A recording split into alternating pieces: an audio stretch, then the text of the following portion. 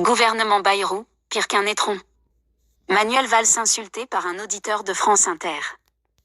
L'ancien Premier ministre socialiste a été nommé ministre des Outre-mer du gouvernement Bayrou. Ni une, ni deux, il a été ciblé par les invectives des auditeurs de France Inter, qui lui ont reproché ses revirements politiques. Tout juste nommé, déjà chahuté. Nouveau ministre des Outre-mer du gouvernement Bayrou, Manuel Valls était l'invité de France Inter ce mardi 24 décembre. La nouvelle de la nomination de l'ancien Premier ministre socialiste a fâché bon nombre d'auditeurs. Ils n'ont pas hésité à mettre l'ancien maire d'Évry face aux contradictions de son parcours politique. Vous devriez avoir honte.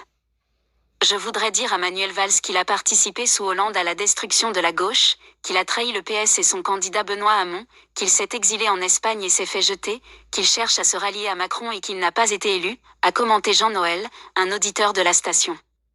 Vous devriez avoir honte, vous êtes le pire des traîtres monsieur Valls, toute la France a honte de votre comportement, vous êtes pire qu'un étron. L'auditeur a été coupé après cette invective. Un deuxième auditeur a pris le relais, en évoquant sa carrière politique en Espagne. Monsieur Valls, on vous présente comme l'aile gauche du gouvernement. En Espagne, le parti qui avait présenté votre candidature avait fait alliance avec l'extrême droite. En cas de nouvelle censure, pourriez-vous rejoindre un gouvernement Bardella dont vous représenteriez l'aile gauche, a interrogé Dominique. Climat de violence. L'ancien socialiste a répondu, en estimant s'identifier ni comme l'aile gauche, ni comme l'aile droite, mais juste comme un membre du gouvernement. Il s'est dit aussi frappé par le climat de violence, d'hostilité, à l'égard des responsables politiques. Ancien ministre de l'Intérieur et Premier ministre, Manuel Valls avait été battu par Benoît Hamon lors de la primaire de la gauche en 2016.